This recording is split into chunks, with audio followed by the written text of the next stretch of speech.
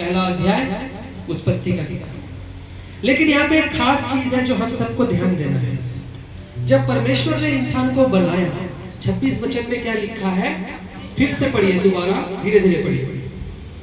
फिर परमेश्वर ने कहा हम मनुष्य को अपने स्वरूप के अनुसार, हम मनुष्य को अपने स्वरूप समझने की मछलियों और आकाश के पक्षियों और घरेलू पशुओं।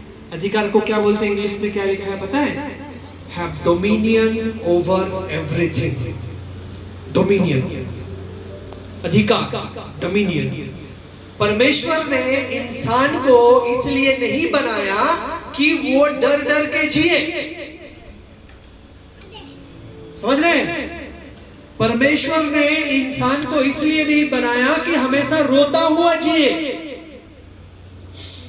बीमारी से रो रहा है, तंगी से रो रहा है, घर में लड़ाई हो रहा है इसलिए रो रहा है, परेशान हो रहा है। कोई उसको शकल देख के बोल देगा कि इसके जीवन में बहुत तकलीफ है। इंसान ने इसलिए हमें नहीं बनाया था, परमेश्वर ने इसलिए हमें नहीं बनाया था कि हम डर डर के जिए, हम तकलीफ में जिए, हम हारा हुआ जिंदगी जिए। परमेश्वर ने इंसान को बनाया था ताकि हम प्रभुता करें। हालेलुया। हम डोमिनियन रखें, हम अधिकार रखें और हम एक जय का जीवन को जिए। समझ रहे हैं? लेकिन शैतान कभी नहीं चाहता है कि हम अपना असली पहचान को जाने। इसलिए शैतान हमेशा हमारे मन में डर लेके आता है, हमेशा हमारे मन में डाउट लेके आता है। ऐसा होता है ना, डॉक्टर ने बोल दिया तुमको बहुत बड़ा सा तकलीफ हुआ है, बीमारी हुआ है, तब से हम सोचने लगे क्या होगा मेरा, ये बीमारी मुझे खत्म कर देगा, ये बीमारी मेरे को बर्बाद कर देगा, जितना पैसा जमा किया है, इकट्ठा किया है, सब मेरा एफडी टूट जाएगा। ऐसा होता है ना, मन में आता है ना। कौन लाता है ये?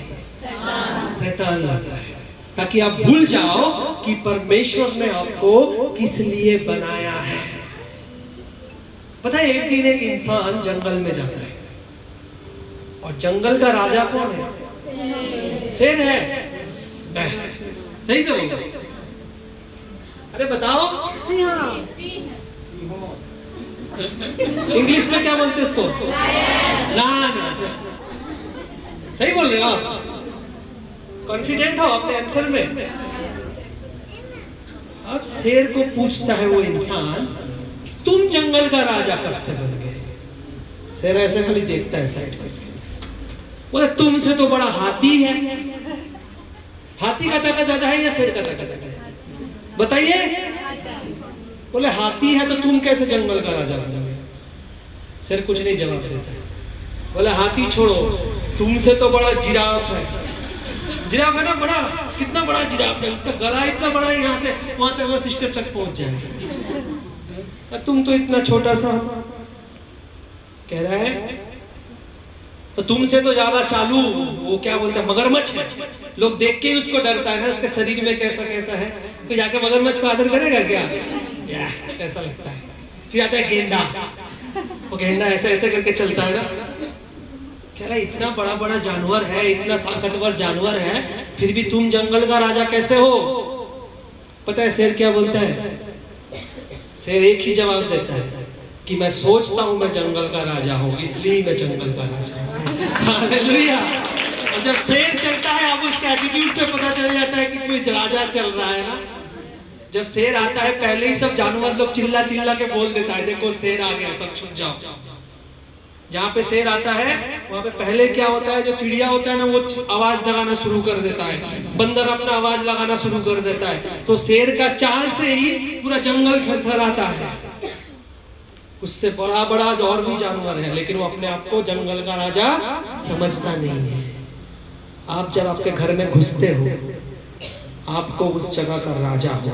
हालेलुया। अपने पड़ोस में घुसते हो, शैतान को पता चल जाना चाहिए कि आ गई है परमेश्वर की बेटी, आ गया है परमेश्वर का बेटा, अब मेरा कोई अधिकार नहीं है। आपका एटीट्यूड ऐसा होना चाहिए जैसे शेर चलता है, शेर नहीं चलता है। आप भी उस चाल से चलोगे, क्योंकि हम सब यहोवा का शेर है। We are the line of Judah. यीशु मसीह को कहता है लाइन ऑफ जुड़ा, और जब हम उसके संतान हैं तो हम भी शेर के बच्चे हैं। Hallelujah, hallelujah. बगल वाले को हाथ मिला के बोलिए कि मैं शेर नहीं हूं, मैं शेर हूं। शैतान का कोई अधिकार नहीं है मुझे हराने का। अपने आप से कहिए, शैतान का कोई अधिकार नहीं है मुझे हराने का, क्योंकि मैं परमेश्वर का बच्चा हूं। तो इंसान को परमेश्वर ने क्यों बनाया था? प्रभुता करने के लिए, डोमिनियन। यूहन्ना पढ़ेंगे 1 अध्याय और उसका 12 वचन। यूहन्ना उसका 1 का 12 पढ़ेंगे। परंतु जितनों ने उसे ग्रहण किया, परंतु जितनों ने उसे ग्रहण किया, उसने उन्हें परमेश्वर की संतान होने का अधिकार दिया। परमेश्वर की संतान होने का क्या दिया है?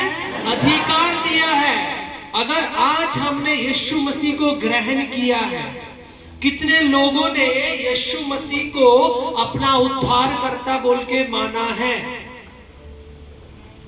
बोलेंगे, अगर आपने सच में यीशु मसीह को अपना उद्धारकर्ता रूप में माना है तो आप बोलेंगे कि यस, मैं परमेश्वर का संतान हूं।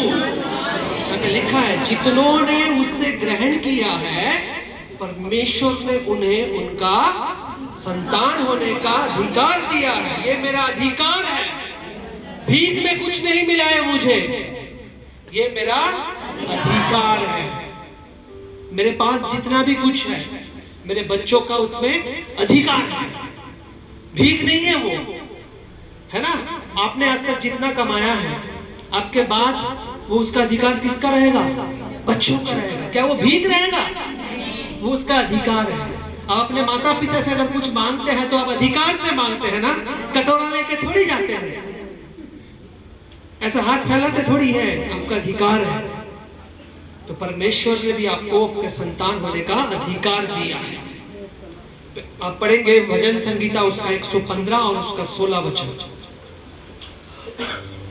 तो आपने क्या पढ़ा? जितने लोगों ने परमेश्वर को माना है, उसको ग्रहण किया है, परमेश्वर ने उन्हें अपना बेटा और बेटी होने का अधिकार दिया है। अब भजन संगीता पढ़िए 115 और उसका 16 वचन। स्वर्ग तो यहोवा का है, स्वर्ग तो यहोवा का है, परंतु पृथ्वी उसने मनुष्यों को दी है। और उसने किसको दी है? मनुष्य को दी है। चिल्ड्रन ऑफ गॉड, आपको परमेश्वर ने पृथ्वी को दी है। ये चीज आपको समझना है। स्वर्ग में परमेश्वर है, परमेश्वर का वचन में लिखा है स्वर्ग उसका सिंहासन, पृथ्वी उसका पांव की चौकी है। लेकिन इस पृथ्वी को किसको दिया है? हमको दिया है, हमें दिया है। आप बोलिए मुझे दिया है। तो अगर हम इस पृथ्वी में रह रहे हैं तो हम इस पृथ्वी को क्या करेंगे? डोमिनियन में रखेंगे। हम उसके ऊपर क्या करेंगे? प्रभुता करेंगे। यदि आप भूल जाते हो कि आपको परमेश्वर ने पृथ्वी दी है उस पे राज करने के लिए, तो आपके ऊपर कोई और राज करेगा, जो आज कर रहा है। आज हम मसीह में हैं, लेकिन फिर भी हम परेशानी में घिरे हुए हैं। क्यों? हम मसीह में हैं, लेकिन आज बीमारियों में, तकलीफ में जकड़े हुए हैं। क्यों? हम मसीह में हैं, फिर भी हमारे परिवार में शैतान लड़ाई मचा रखा है। क्यों? हम मसीह में हैं, फिर भी हमारे घर में लोग शराब के नशे में, दूसरे नशे में हैं और आके लड़ाई कर रहा है। क्यों? आज हम मसीह में हैं, लेकिन फिर भी हमारे जीवन में भलाई क्यों नहीं है? ऐसा है ना? क्यों है? क्योंकि ये हमें पता नहीं है कि हम कौन हैं। आज भी शैतान हमें ये दिखा रहा है कि तुमको सुबह उठ के दवाई लेना पड़ेगा, नहीं तो तुम्हारा शुगर अभी तक बिगड़ जाएगा। रात को सोने से पहले दवाई नहीं लेना पड़ेगा, नहीं तो अगले दिन तुम बीमार हो जाओगे। तुमको वहां पे जाके कर्जा लेना पड़ेगा, नहीं तो तुम्हारा घर बेकार हो जाएगा। तुमको इधर जाके माथा टेकना पड़ेगा, नहीं तो तुम्हारा तकलीफ नहीं जाएगा। वो हमेशा परमेश्वर से आपका नजर को हटाएगा और संसार में आपका नजर को लगाएगा, ताकि आपका ध्यान उस परमेश्वर से हटके इस संसार के ऊपर आ जाए। लेकिन यदि हम समझ ले हम कौन हैं, यदि हम जान ले कि हमारे अंदर में क्या सामर्थ्य है, क्या अधिकार है, तो हम खाली नहीं बचेंगे, हम अपने पूरे परिवार को बचा लेंगे। हम अपने पूरे घराने को बचा लेंगे। इसलिए प्रभु का वचन में लिखा, यदि तुम उद्धार पाओगे, तुम्हारे द्वारा तुम्हारे पूरे घराने को उद्धार मिलेगा। परमेश्वर के वचन में यह नहीं लिखा है तुम उद्धार पाओगे और तुम सीधा स्वर्ग में चले जाओगे। नहीं, तुम्हारा उद्धार होने का मतलब है खाली तुम्हारा उद्धार नहीं, तुम्हारे पूरे घराने का उद्धार। क्या आप देखना नहीं चाहते हो आपके घराने के वो दोस्त को, वो रिश्तेदार को, जिसके साथ आप अपने हर एक चीजों को बांटते हो? जब आप परमेश्वर के पास जाओगे वो भी वहां पे जाएंगे। क्या आप देखना नहीं चाहते उनको स्वर्ग में? तो इसका जिम्मेदारी आपके ऊपर दिया है प्रभु ने। प्रभु आपसे लेखा लेगा जब आप खड़े होंगे परमेश्वर के सामने। क्या आपने उद्धार को पाके खाली अकेले हजम कर लिए, या उस उद्धार को आपने और भी बहुत सारे लोगों के जीवन में उस उद्धार को आपने बांटा है? क्या आपने उनके जीवन में भी आशीष का कारण बना है, या सारा आशीष लेके आप अकेले ही खाली सब कुछ दबा लिए? आप जितना लोगों के लिए आशीष का कारण बनोगे, परमेश्वर उतना आपके जीवन में आशीष देगा। क्योंकि वचन में लिखा है तुम्हें मुफ्त में मिला है और तुम उसको मुफ्त में बांटो। जितना तुम लोगों के लिए आशीष का कारण बनोगे, उतना आशीष परमेश्वर तुम्हारे जीवन में देगा। इसलिए हमें कभी भी कंजूसी नहीं करना है। जो मुझे मिला है मैं उसको परमेश्वर के राज्य के लिए बांट दूंगा। आप जितना बांटोगे प्रभु आपको उतना भरेगा, आपको प्रभु उतना सामर्थ देगा, आपको प्रभु उतना अनॉइंटिंग देगा, आपको प्रभु उतना इस्तेमाल करेगा। आपको एक समय आएगा अपने लिए सोचने की जरूरत नहीं पड़ेगा, क्योंकि आपका ध्यान प्रभु रख रहा है। हालेलुया। आपका ध्यान कौन रख रहा है? प्रभु रख रहा है। जो केवल अपने लिए सोचता है, अपने लिए सोचता है मेरा परिवार, मेरा जीवन, मेरा परिवार, मेरा काम, मेरा परिवार, मेरा फ्यूचर, इसका मतलब वो खाली अपने में ही है। परमेश्वर का जो महान इच्छा है ना, उसको अभी तक वो समझ नहीं पाया। प्रभु का महान इच्छा है कि तुम सबके बारे में सोचो, बस अपने बारे में मत सोचो, क्योंकि वो मेरे ऊपर छोड़ दो। हम क्या करते हैं ना, सब कुछ छोड़ के केवल अपने बारे में सोचते हैं।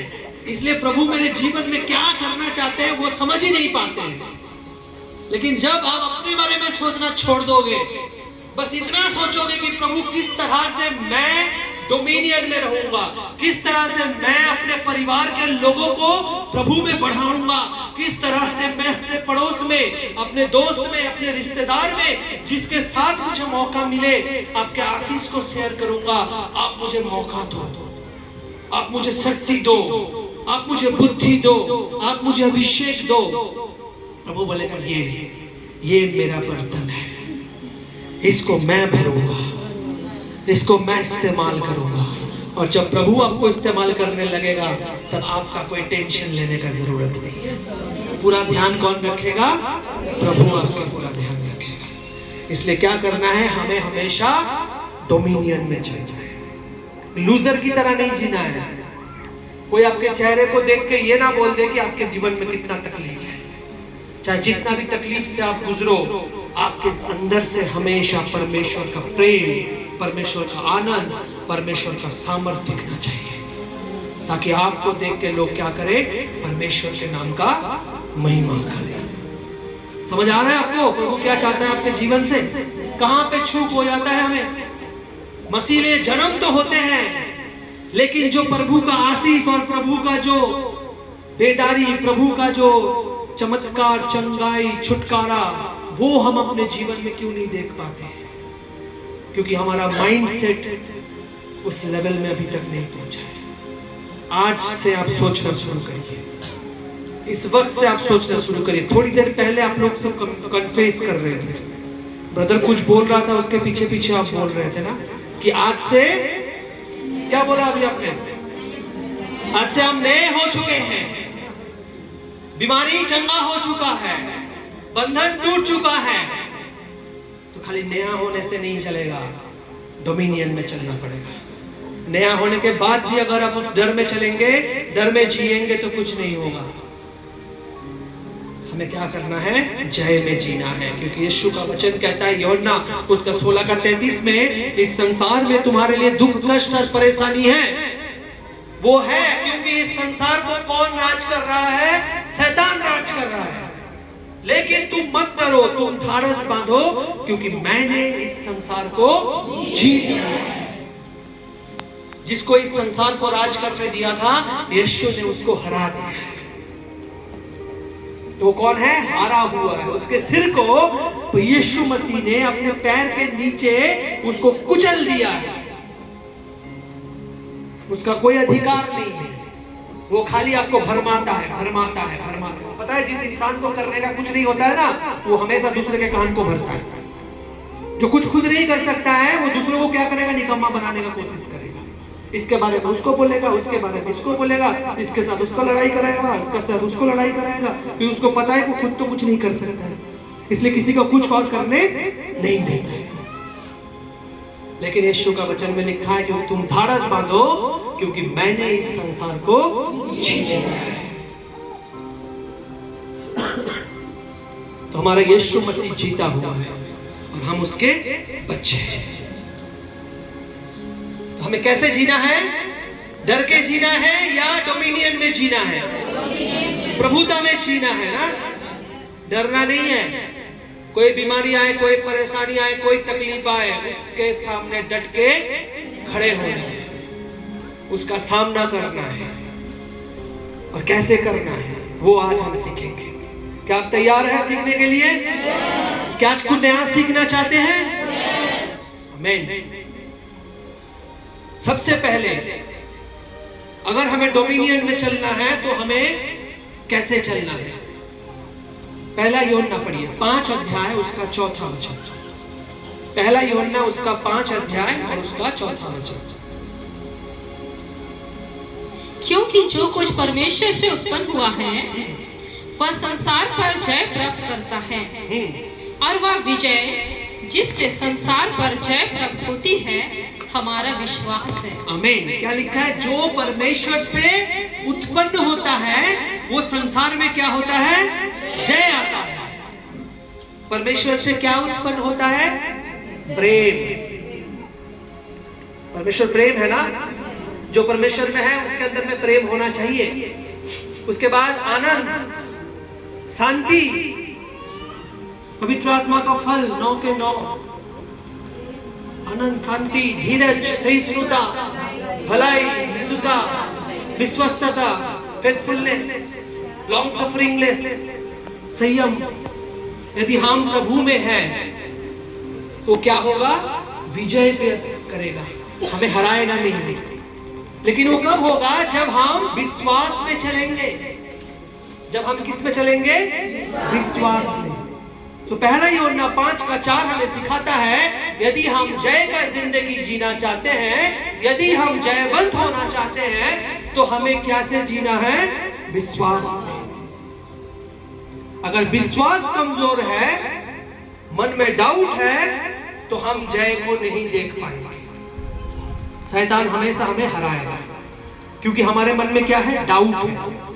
लेकिन जिस वक्त हम फेथ में जिएंगे, आपको पता है यीशु मसीह ने विश्वास का एक उदाहरण दिया था और उसने बोला था यदि तुम्हारे मन में राई के दाने का बराबर भी विश्वास है तो तुम पहाड़ को भी उखाड़ सकते हो। पता है ना, आपने पढ़ा है ना वचन में। यीशु मसीह ने राई का दाना क्यों बोला था? मैंने प्रभु से पूछा कि इतना कुछ है उदाहरण देने का, आप राई का दाना आपने क्यों बोला? कुछ और बोल सकते थे, कोई और फल बोल सकते थे। तो तब मुझे प्रभु की आत्मा ने बताया कि राई का दाने को अगर आप ध्यान से देखेंगे तो राई का दाना छोटा होता है लेकिन वो सॉलिड होता है। देखा है कभी राई के दाने के अंदर में हवा भरा हुआ है, दूसरे फल में होता है हवा भरा हुआ। तो यीशु मसीह कहता है यदि तुम्हारे मन में छोटा सा विश्वास है लेकिन उसमें अविश्वास नहीं मिला हुआ है, समझ गए? 100% जितना भी आप विश्वास रखते हो वो सॉलिड होना चाहिए। उसके अंदर में अगर अविश्वास नहीं होगा तो तुम पहाड़ को भी कहोगे तो उखड़ के समुद्र में गिर जाएगा। कोई भी परेशानी, कोई भी तकलीफ, कोई भी बीमारी, वो चाहे पहाड़ की तरह इतना बड़ा हो, इतना ऊंचा हो, इतना सामर्थ्य हो, वो भी उखड़ के तुम्हारे जीवन से चला जाएगा। आमीन, आमीन। तो सबसे पहले क्या है? विश्वास। विश्वास में जीना है, तभी हम क्या कर पाएंगे? डोमिनियन में और जय में जिएंगे। दूसरा बहुत इंपॉर्टेंट है, पढ़िए मत्ती उसका 28 अध्याय और उसका 18 वचन। मत्ती उसका 28 अध्याय और उसका 18 वचन। यीशु ने उनसे उनके पास आकर कहा, स्वर्ग और पृथ्वी का सारा अधिकार मुझे दिया गया है। बस यहाँ पे क्या यीशु मसीह कहते हैं? सबसे पहले स्वर्ग और पृथ्वी का। हम अभी पढ़े थे ना भजन संगीता में कि स्वर्ग तो परमेश्वर का है, लेकिन पृथ्वी उसने मनुष्य को दी है। और यहाँ पे कह रहा है यीशु मसीह, स्वर्ग और पृथ्वी का सारा अधिकार किसे दिया गया है? मुझे दिया गया है। लिखा। तो अगर मैं आपको कुछ देना चाहता हूँ, सपोज आपको प्यास लगा है और मैं आपको ये पानी देना, तो आपको प्यास लगा है, आपको किससे प्यास बुझेगा? हाँ बताइए, पानी से। अब मेरे पास पानी होगा तो ही तो मैं आपको दूंगा ना। अगर मेरे पास खुद के पास पानी नहीं है तो मैं आपका प्यास कैसे बुझाऊंगा? समझ गए? तो इसलिए यीशु मसीह ने पहले क्या बोला? स्वर्ग और पृथ्वी का सारा अधिकार मुझे दिया गया है। तो सारा अधिकार किसके पास है? यीशु के पास है। अब वो अधिकार यीशु मसीह किसको देता है? पढ़िए लूक उसका 10 अध्याय, पहले पढ़िए 9 का 1।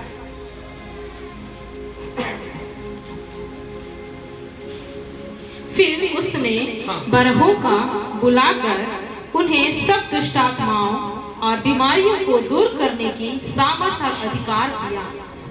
तो यीशु मसीह ने 28 में क्या बोला? 28 का 18 में कि पृथ्वी और स्वर्ग का सारा अधिकार मुझे दिया गया है। और हम यहाँ पे पढ़ते हैं यीशु मसीह अपने चेलों को बुलाता है और उसको सारी दुष्ट आत्माएं और सारी बीमारियों के ऊपर, दोबारा पढ़िए, सब दुष्ट आत्माओं और बीमारियों को दूर करने की सामर्थ और अधिकार दिया। फिर क्या देता है यीशु मसीह? सारे दुष्ट आत्माओं को और बीमारों को दूर करने का सामर्थ और अधिकार जो यीशु मसीह के पास था, वो अपने चेलों को क्या करता है? ट्रांसफर करता है। और फिर अगर हम 28 में चलेंगे, मत्ती 28 के 20 में लिखा है, 19 और 20 में, कि जो बातें मैंने तुम्हें सिखाया है तुम भी क्या करो? उन्हें सिखाओ।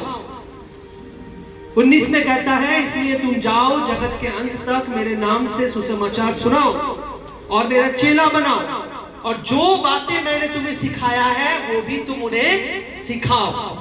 मतलब जो सामर्थ और अधिकार यीशु के पास था, उसने अपने बारों को दिया और उनको बोला कि तुम जाओ, जगत के अंत तक चेला बनाओ।